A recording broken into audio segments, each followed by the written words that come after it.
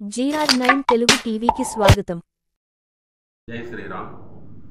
మొన్నటి రోజున పొన్నం ప్రభాకర్ గారు రాష్ట్ర మంత్రి బట్టపైన జిఎస్టీ వేస్తుంది, ఈ కేంద్ర ప్రభుత్వం బీజేపీ వచ్చే జిఎస్టీ స్టార్ట్ చేసింది అని చెప్పారు.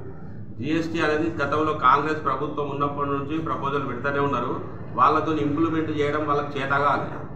మన్మోహన్ సింగ్ గారి అధ్యక్షతనే ఇది ఇంప్లిమెంట్ చేయడానికి ప్రయత్నాలు జరిగినాయి. వాళ్ళతోని చేత కాకుండా పక్కకు పడిన దాన్ని నరేంద్ర మోడీ గారు దాన్ని కంప్లీట్గా అమలు చేసిండని మీకు ముచ్చట తెలియజేస్తున్న పొన్నం ప్రభాకర్ గారు. పొన్నం ప్రభాకర్ గారు ఇంకోటి ఏంటంటే 12% జిఎస్టీ వేస్తున్నారు అంటారు. 12% పాలిస్టర్ యారన్ పైన ఉన్నది, కాటన్ యారన్ పైన 5% ఉన్నది. ఈ 5% బట్ట తయారైనాక అదే 5% ఉన్నది.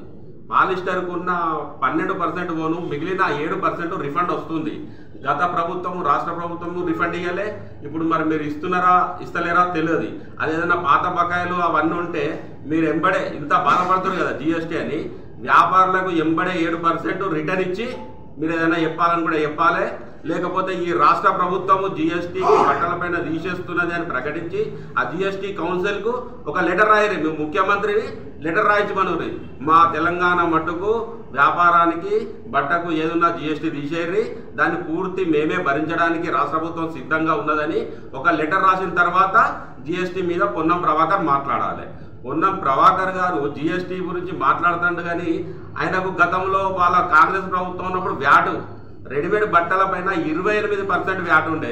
మరి అప్పుడు తెలియదు ఆయనకు. మళ్ళా తర్వాత యారన్ మీద 18 నుంచి 24% వ్యాట్ ఉండే. ఇవన్నీ తెలియకనే ఇప్పుడు 5-12 ఉన్నదాన్ని ఏదో ఉన్నది అని అబద్ధాన్ని 4 సార్లు అయిపోయి నిజం చేసే ప్రయత్నం మానుకోవాలి. మళ్ళీ ముచ్చట చెప్పేదంటే సిరిసిల్ల బతుకమ్మ చీరలకు వచ్చి నువ్వు బతుకమ్మ చీరలు 270 కోట్లు బాగుంటే 50 ఇస్తా అని చెప్పిపోయినావు. బిచ్చమెత్తున్నావా ప్రభాకరు? సిరిసిల్ల పద్మశాలి నీకు ఎట్లా కనబడుతుర్రు? 50 కోట్లు ఇస్తా అని చెప్పి ఎట్లా చెప్తావు? బీఆర్ఎస్ కాంగ్రెస్ రెండు ప్రభుత్వాలు కలిసి సిరిసిల్ల అందరూ ఆకలి సావులు తెచ్చి ఊరేసుకోవడానికి కారణము అప్పటి బీఆర్ఎస్, ఇప్పటి కాంగ్రెస్ ప్రభుత్వమే కారణము.